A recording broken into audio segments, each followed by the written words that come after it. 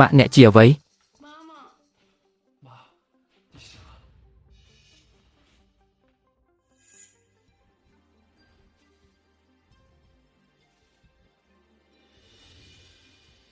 ម៉ាក់អ្នកទាំងអស់គ្នាហៅខ្ញុំថាម៉ាក់ខ្ញុំនឹងឈប់រៀននៅថ្ងៃស្អែកត្រឡប់មកវិញហើយជួយធ្វើការរកលុយផងចាប់ពីពេលនេះទៅខ្ញុំអាចញ៉ាំបានតែមួយពេលក្នុងមួយថ្ងៃប៉ុណ្ណោះដរាបណាអ្នកមិនបោះបង់ចោលកូនទី3និងទី4របស់អ្នកខ្ញុំនឹងធ្វើអ្វីដែលអ្នកសុំម៉ាក់ខ្ញុំដឹងថាប៉ាបានទៅហើយអ្នកអាចយកប្រាក់សោធននិវត្តន៍របស់ប៉ាដោយមិនគិតពីរដងអ្នកមិនចាំបាច់ធ្វើកិច្ចការផ្ទះអ្វីទេដរាបណាកូនទី3និងទី4មិនត្រូវបានបោះបង់ចោលខ្ញុំនឹងឈប់រៀនដើម្បីធ្វើការហើយរកលុយចិញ្ចឹមអ្នក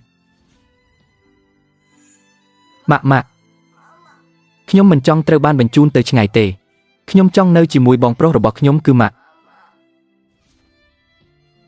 ខ្ញុំបានធ្វើដំណើរឆ្លងកាត់ពេលវេលាខ្ញុំបានឈប់រៀនហើយញ៉ាំអាហារបានតែមួយពេលក្នុងមួយថ្ងៃដើម្បីចិញ្ចឹមជីវិតឲ្យកូនទៅចោលក្រុងនេះហាក់ដូចជាសាំណាស់ទៅចាំបន្តិចសិនខ្ញុំនឹងសួរអ្នកទាំងអស់គ្នាតើអ្នកមានឈ្មោះហៅក្រៅថាសិនមែនទេហៅគាត់ថាសិនជុនសិនចុងសិនយ៉ាននិងសិនហេង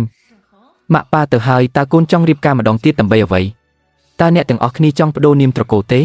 ដរាបណាអ្នកមិនបោះបង់ចោលកូនទី3និងទី4របស់អ្នកតើយើងគួរមាននាមត្រកូលអ្វីសូមអរគុណដោយដែលអ្នកយល់ថាសមរម្យសំគ្នាណាស់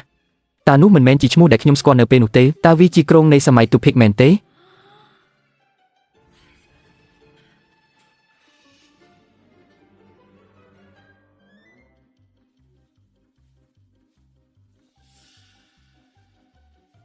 អូយគួរឲ្យខ្លាចណាស់នេះគឺជាអំឡុងពេលមានទូភិកដែលជាគ្រោះមហន្តរាយដ៏ធំមួយដែលមានរយៈពេល3ឆ្នាំនៅក្នុងឆ្នាំទាំងនោះដែលមនុស្សភាគច្រើនមិនមានអាហារគ្រប់គ្រាន់សម្រាប់បរិភោគឬស្លៀកពាក់ខ្ញុំពិតជាបានផ្លាស់ទៅរស់នៅក្នុងរូបកាយម្ដាយចុងដ៏អាក្រក់របស់អ្នកហើយយីលីនការរំលោភបំពានលើកុមារ4នាក់បង្ខំកុមារទាំង4នាក់ឲ្យរត់ចេញពីផ្ទះរបស់ពួកគេ10ឆ្នាំក្រោយមកពួកគេទាំងអស់គ្នាបានក្លាយជាបុគ្គលឆ្នើមបន្ទាប់ពីត្រឡប់មកវិញនាងផ្ទាល់នឹងយកម្ដាយចុងដ៏អាក្រក់របស់ខ្ញុំទៅឆ្ងាយផ្ញើទៅវេទិកាខួងកុំវាយពួកគេ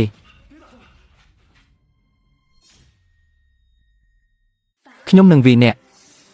ម៉ាក់ឲ្យសម្លេងឆ្នោតពីដំបងពិតជាបាត់ទៅហើយលុយអស់ហើយទោះបីជាអ្នកសម្លាប់ខ្ញុំក៏ដោយក៏ខ្ញុំនៅតែមិនស្គាល់អ្នកដែរនេះគ្រាន់តែជាការចាប់ផ្ដើមនៃរឿងប៉ុណ្ណោះស្វាមីខ្ញុំបានស្លាប់នៅក្នុងសមរភូមិហើយគ្រួសារខ្ញុំបានបាត់បង់ប្រភពចំណូលទាំងអស់គ្មានអាហារឬទឹកម្ចាស់ដើមថែមទាំងបានបណ្ដេញម្ដាយក្មេករបស់នាងចេញពីផ្ទះទៀតផងនាងក៏បានផ្ដល់ប្រាក់សោធននិវត្តន៍របស់ស្វាមីដែលបានស្លាប់ក្នុងសង្គ្រាមផងដែរវាត្រូវបានផ្ដល់ឲ្យគ្រួសារបិសាចជញ្ជក់ឈាមទាំងអស់បងប្អូនថ្លៃរបស់ខ្ញុំកំពុងដើរលេងដណ្ដើមយកចំណុចការងាររបស់ខ្ញុំអ្នកដែលមិនទទួលបានពិន្ទុអាចឃ្លានបានសោកនាដកម្មមួយមែនម៉ាក់ខ្ញុំក៏បានទៅព្រះបរមរាជវាំងដើម្បីចូលរួមក្នុងការជ្រើសរើសអាពាហ៍ពិពាហ៍ជាមួយបងប្អូនប្រុសច្បងនិងបងប្អូនប្រុសទី2របស់ខ្ញុំបានបញ្ចុះតម្លៃអាហារសម្រាប់ផឹកបន្ថែមគុំស្ដីបន្ទោសខ្ញុំដែលផឹក5ដងសូមលោកកូនពីចម្ងាយដើម្បីសងបំណុលល្បែងស៊ីសងរបស់ឆេងហៅពួកគេចង់លូកកូនទាំងពីរនាក់ពេលដែលលោកសឿនជុនបានលើរឿងនេះពួកគេបានរត់គេចខ្លួនពេញមួយយប់ជាមួយបងប្អូនរបស់ពួកគេម៉ាក់អើយប៉ាខ្ញុំបានទៅហើយសូមពិចារណារឿងនេះ